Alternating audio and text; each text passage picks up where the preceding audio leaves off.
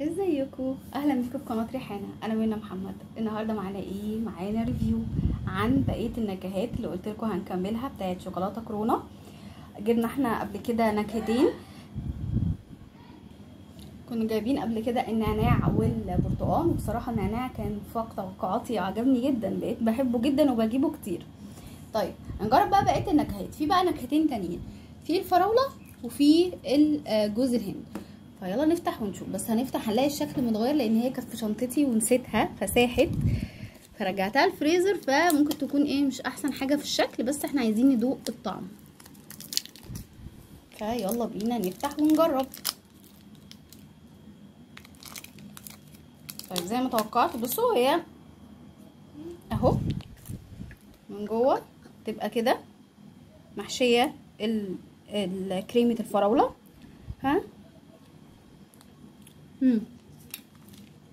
برضو الشوكولاته تحفه، الشوكولاته نفسها حلوه، والفراوله اللي جوه حلوه، يعني حلوه عاديه، الناس اللي بتحب الفراوله هتحبها. ما ابهرتنيش زي النعناع يعني، لان النعناع حاجه جديده، بس الفراوله يعني في شوكولاتات كتير جدا بكريمه الفراوله دي عادي.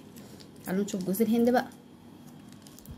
انا مش من عشاق قوي جوز الهند يعني، تعالوا نجرب. اللي بيعجبني ان هي الشوكولاته نفسها حلوه وجودتها حلوه، فده اللي بيبقى ايه يعني لذيذ. طيب بصوا انا فتحت هنا بس ايه، لا استنوا. طيب بصوا هي جوز الهند من جوه بقى حلوه على فكره، يعني انا دقتها دي تاني.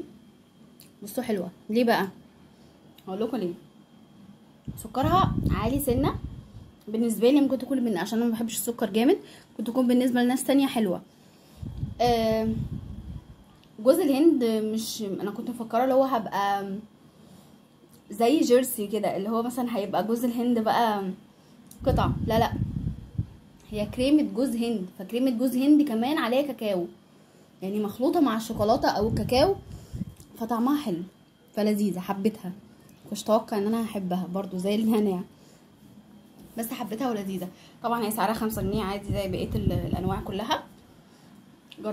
جربوها ان هو براند حلو قوي وبراند مصري، وفعلا براند جودته عاليه، ففعلا يستاهل ان احنا نجيب منه.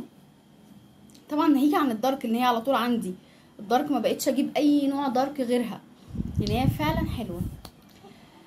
فبس فيا رب النهارده الريفيو يكون عجبكم واستفدتوا بيه، اشوفكم على خير ان شاء الله الريفيو الجاي. باي باي حلوين.